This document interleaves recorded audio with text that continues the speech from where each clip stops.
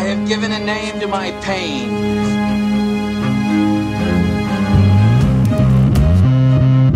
The Batman. Always waiting for some Batman to save you. It's simple. We kill the Bat of Gotham. You don't really think you'll win, do you? I'm Batman.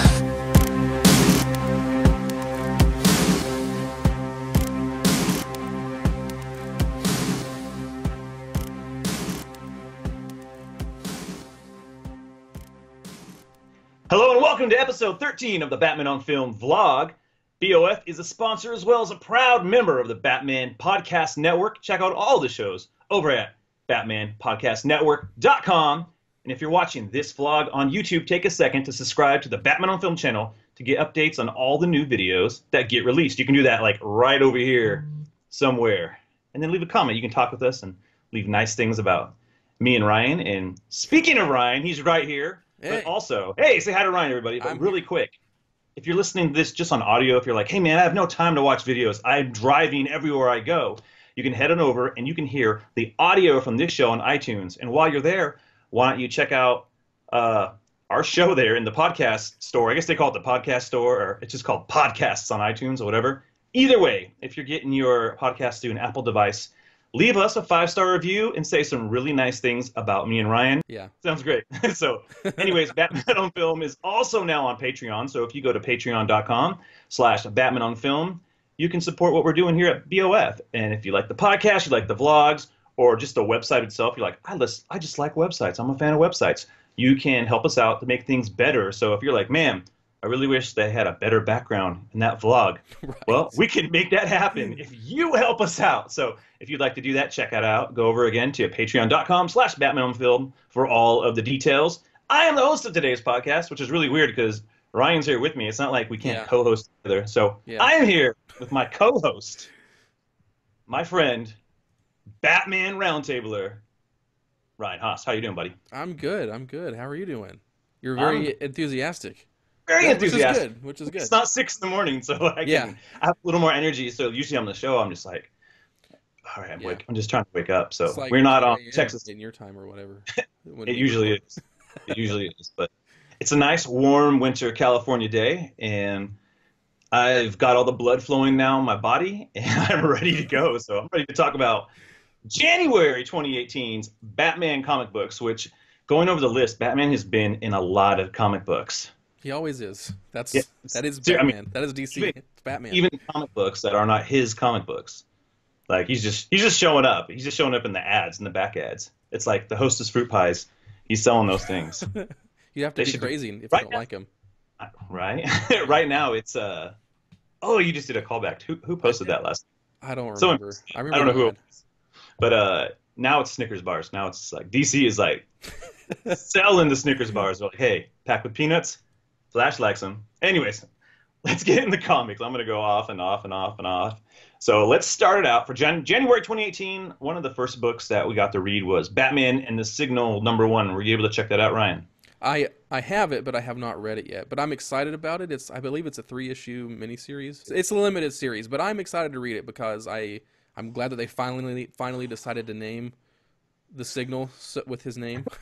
Yeah. Well, I've been really liking the Duke Thomas character, and I'm like, what else are you going to do with him? Because he kind of felt like just you're going to hang out in the cave for a while. It almost was very Tim Drake-like. Like he was hanging out in the cave. He's doing little errands for Batman. Yeah, for a long time before. Yeah, for a long time. And then he shows up in the first few parts of Metal, and so I'm really glad to see them do some more. The only thing is, I didn't completely love the story. I thought it was an okay story, but I'm willing to let it play out. Stories by Scott Snyder and Tony Patrick, and art and cover by Cully Hamner, which is cool because I actually like Cully Hamner's art a lot. I haven't seen a lot from him in a long time. He's kind of a DC production artist. He did a lot of the turnarounds off of Jim Lee stuff for New 52, so it's kind of good to see him get out there and do just some more book work. And so, yeah, I mean, I like the comic. In the costume looks similar to Wolverine. I think that was a lot of people's complaints when they first saw it, but I like it. It works. I mean, the whole point is he's the daytime He's the daytime, hero. yeah. He's the daytime the hero dayman. of. He's a dayman, but he's also got some powers, and so there's some intrigue going on with that. And he's also gonna have like a pretty interesting supporting cast. So Gordon shows up a little bit in there, and he's talking to like there's this new detective, and I have it digitally, so I'm gonna try to pull that up while Ryan says some nice words about the signal. Ooh. Yeah, what else were you thinking about the signal? About the signal? I just like the character because he started out in Scott Snyder's. It was in Zero Year, right, when that whole thing happened. So yeah, just Well, he was part of We Are Robin. That was yeah, initially like where he was hanging out in that as well. Yeah, he right, was in Zero Year. He was that yeah, little kid right. that Like you first meet him. Yeah. So it's cool that there's a little bit of history there with him. So here we go. One of my favorite parts is just this dream he's having. I don't know if you can see that with the whole Bat family. And so it's kind of cool to see that part of it. But he's never a Robin, and I think that's part of the thing. Like he says, like I was never a Robin. He doesn't have that legacy. He's something different. But he's kind of feeling like there's no place for me. I wasn't one of them, and it's kind of an interesting, concept. I like Batman having partners when they make sense, and it feels like Duke's going to make sense. I hope that he lasts, and so Yeah, I like that they're addressing it. Yeah. Like they had these little short stories at the back of what was it, All Star Batman? Where Batman was training. Mhm. The as yet unnamed Signal at the time. So yeah, they're obviously they've been doing different things with him ever since his inception. So yeah, it's cool to see them keep on with that. So Cool. All right, up next we got Doomsday Clock #3, Batman showing up in that. So he's not in there for too long, but he has a significant role in that book. I'm liking it. I mean, I don't want to spoil it because it's pretty fresh. It came out a couple weeks back. I believe it was either last week or regardless. It came out in January, and that's why we're talking about it. But Batman's in it. The biggest thing was this reveal of Batman's new costume. This book takes place, I guess, a year from now, 2 years, I don't know, whenever issue 12 comes out is when the whole DC universe is going to catch up. we'll catch up to it. Yeah. Yeah. So I was reading it and I was like, well, what the heck's up with this timeline? Because Batman has the yellow oval back, and I'm a big fan of the oval, and so I was glad to see it. I was just confused, like, well, what's going on? Is this a flashback? But Batman hasn't had the oval in this Rebirth / New 52 timeline. It's been just a big black bat. Anyways, that threw me off, and I think of the whole story, it's such a small part, but it was pretty cool to see the return of that look. I'm a big fan of it. I think it's better for branding Batman. Come on, man. You can't just sell a black bat. You gotta have that. You gotta have that yellow. So it's cool. Anyways, he's interacting with Rorschach, and so we'll see how that turns out. But good book. I'm liking it, and of course it's by Jeff Johns, which I'm digging it. A lot of people aren't into the whole like Watchmen shouldn't be a part of DC Universe, but I'm willing to let the story turn out. And the best thing about it is just the art by Gary Frank. He is fantastic, and so when we can get artwork from him on a book, check it out. He just does. He does good Gary stuff. Frank is awesome. Yeah. Yeah. And when most of his work that he's done with Jeff Johns has been great too. I wasn't a fan of the Batman. What was it? The little it's not Elseworlds, but it's your Earth One or those books. Earth One? You don't like Earth One? I love Earth One. I didn't like Earth One so much, and so, but I'm willing to. I haven't checked out the second part of it, and so. You haven't read Earth One Volume 2? No, so. We should talk about that on the next comic vlog. On the next one, there we go. It's good. Yeah, we'll check it out. Yeah. Yeah, and so moving on. Volume 3 comes out in 2030 probably. Yeah, probably. Like after Matt Reeves' Batman comes out, we'll be reading Batman Earth 1 Volume 3. So let's move into Batman 38 and 39 by Tom King. The solicitations were just supposed to be the Wonder Woman story, but it was kind of like the continuation of the whole Super Friends arc that they had with Superman and Batman. And then it was going to be kind of a first two parts were Superman, Batman. The second part was Batman and Wonder Woman. Well, for whatever reason, they pushed one of them back. And so 38 was actually this story called The Origin of Bruce Wayne. And it was really interesting. So it was by Tom King, and it was Clay Moore who did illustrate the Batman Superman ones. It kind of felt like a filler issue at first. It's got this. I got the cover with the Tim Sale cover. It's pretty cool. Yeah, those Tim Sale covers for the Tom King Batman are always great. Yeah, it's pretty awesome. So it's a really interesting story about. It's kind of a parallel like story to Bruce Wayne's story, but it's another kid. And again, I'm not going to spoil it. You're reading it, you're like, what the heck is going on? It's really not the secret origin of Bruce Wayne, but it's like the origin of Bruce Wayne played out on somebody else, and it's got a pretty good twist. Oh, okay. And I heard that there's going to be payoff to it later. Some of these one-off issues with Tom King, at first I'm like, what are you doing? And it's not a bad story, but same with the Swamp Thing story he did a few issues back. I think it was like 25 or something like that. Like there's going to be a payoff later, and so I'm sticking around. I'm enjoying the Tom King run in general. It's that's kind of like that reminds me kind of what Grant Morrison would do. You know, he's like write a weird story, and you think you like it, but you're not sure, and you might get you might find out what that means in Final Crisis #6, like 5 years from now. Thanks. Which is going on, which is happening now in like Dark Knight's Metal. You're like, exactly, it's exactly the same thing. Yeah. So the biggest issue was issue 39. I got the Wonder Woman cover here, wearing a cape, sporting it. Look at no purple inside, FYI. Just looking. Rick Shu, pay attention.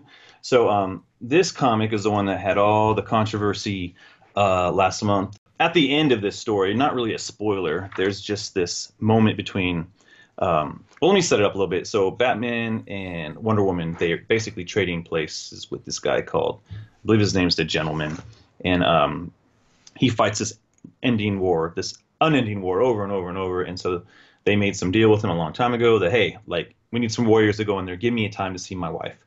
And so they step into this realm, and they're there for years. Like, I think they were there for 10 years.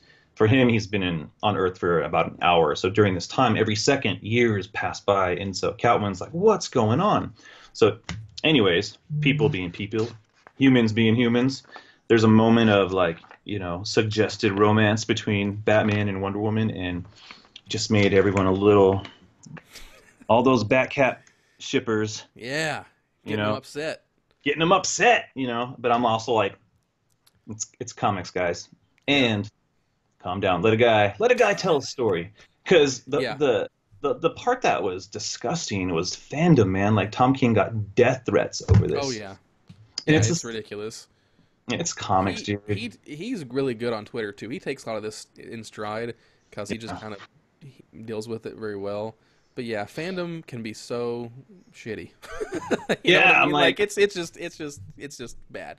Yeah, sometimes. Like, if you're a fan of superheroes, maybe you should emulate your heroes and not act like a Lex Luthor. Don't be a Lex Luthor. Yeah. Right?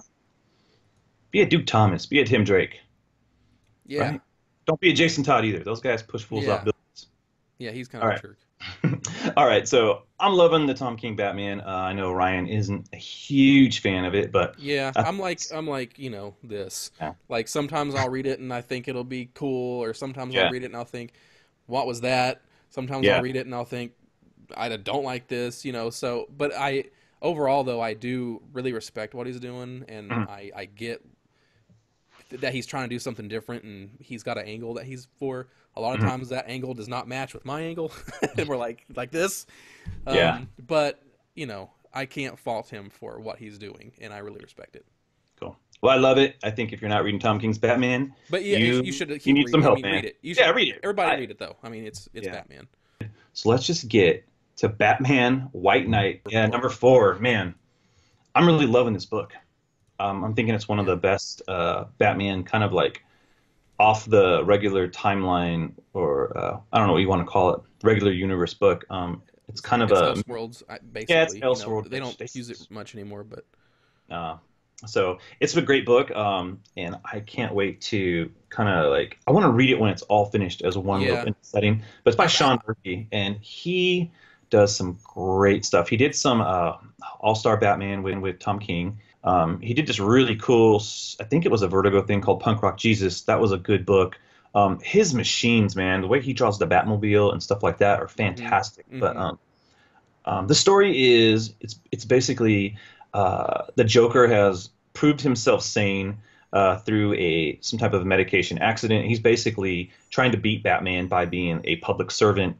But there's still a little bit of riffraff going on behind the scenes, and there's also distrust with Batman and Batgirl and Nightwing and the Gotham City Police Department. Now Gordon's not trusting Batman, and the kind of twist of the last couple issues was there's two Harley Quinns. There's kind of like the classic Harley Quinn from the cartoons, and then there's kind of the Suicide Squad / New 52 version of Harley Quinn that's out there. And so they're calling her the Neo Joker, and there's kind of this battle of all of Batman's rogues gallery. Kind of, it's weird. There's like this they've taken the Mad Hatter's mind control and used Clayface as kind of a capacitor to control everybody.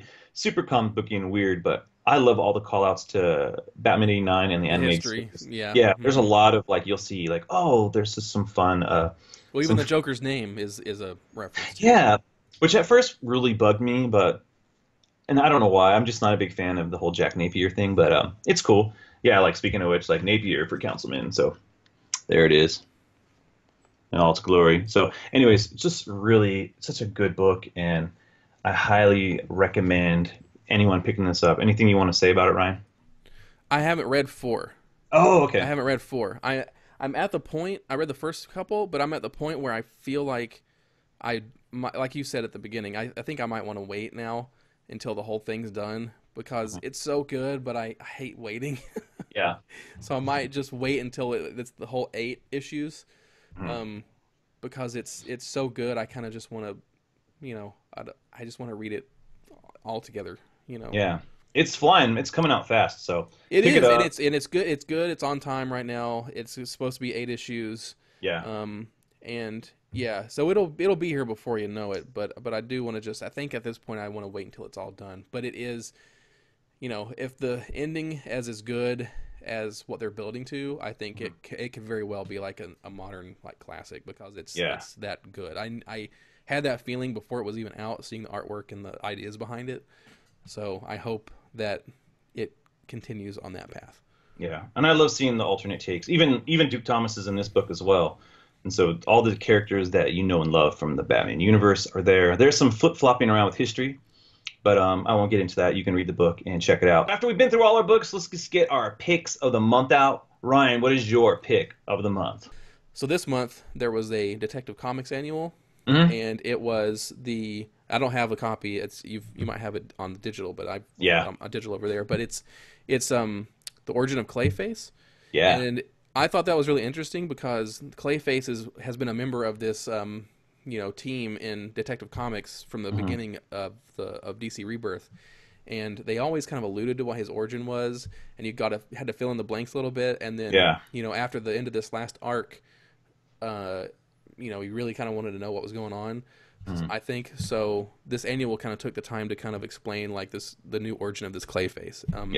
And I've been talking about this issue with our pals from the Everyone Loves the Drake podcast. Rob and Terrence. And hey guys, and they really liked it too. Yeah. And retelling origins of villains and things like are tricky, because sometimes people get like things in their head of what it has to be, or what they liked before. I think Scott Snyder messed up big time when he did Mr. Freeze's origin. Yeah, all of us we had said that too. I mean, Terrence and Rob were all like, yeah, we understand why he did it, but that one didn't really work for any of us. I didn't like it either. Sorry, Scott. Sorry.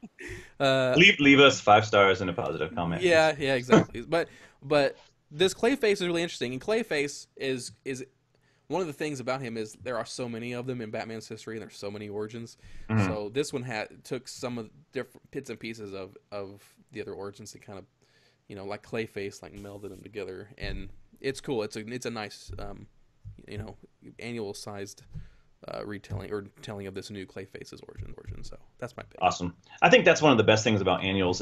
If they would just either stick to I used to kind of miss the summer annual time. That was kind of fun. But when they do a retelling of a villain's origin, I think that's great. One of the best ones. And actually, I'm going to save it for next month's retro pick. Is it a Batman villain? It may be a Batman villain, because this is a Batman podcast. So I hope it's a Batman villain. But let me give you my pick really quick. My early pick of the month is going to be Batman White Knight number 3. Sorry, number 4. Check out 3 as well, but 4, it's just a great book, and it gets me excited about what's coming up next. So let's get to our final pick, is our BOF retro pick of the month. month. Ryan, I don't know if you have a copy, so I'm going to hand you off my copy of Gotham by Gaslight if you have it. Oh, yeah. Thanks, man. Yeah. So Gotham by Gaslight is our retro pick of the month. Yeah, and the reason, one reason Gotham by Gaslight is this month's pick is because we have the new animated Gotham by Gaslight that comes out in just a couple days. It's already out digitally, but it comes out this coming Tuesday. Yeah. Going to the premiere on Monday. Yeah. For BOF. Get to meet some people. Yeah. Yeah. So, and we've already done, if you go and listen to episode 107 of the main BOF podcast, we have interviewed Brian Augustin, the writer of this book. Which was really good. Thank you. That was cool. It's a good time. So we're just kind of continuing that Gotham by Gaslight celebration. And if you've never read it, read it. It's good stuff. It's a great book. I'm telling you. It's one of my favorites. It kicked off the whole Elseworlds thing, which they really should just throw that title on and books. then if you have the sequel, Master of the Future. Oh, dang. It's also pretty good. I mean, it continues that story. It does something different with the character and the setting. So I would also give that a shot if you like the first one. All right. Awesome. Well, thank you, Ryan, for doing this first ever Batman on Film comic book review vlog. Can you plug away your life? Plug away my life. Follow me on Twitter at SMB_Ryan. And I'm a part of the Tim Drake Robin podcast. Everyone Loves Drake. Find it on Twitter at ELTD Podcast. Awesome. And my name is Justin. You can find me on Twitter at J_Rocka. And you can, if you love this voice here, you can hear it more if you go check out letsgocast.com, where you can listen to the Let's Go podcast and the Let's Go comic show and our new show called Start Today with Eric and Mike. All right, that wraps. All right, that wraps up today's. Hey, I'm not going to cut it out. We're going to do it live. All right, that wraps up today's episode. I'm Justin. I'm Ryan. Hey, there's Ryan. He can't even remember his own name. Thanks for listening, and as always, Batman on Film, authoritative, definitive, dadgum original. We'll catch you next time.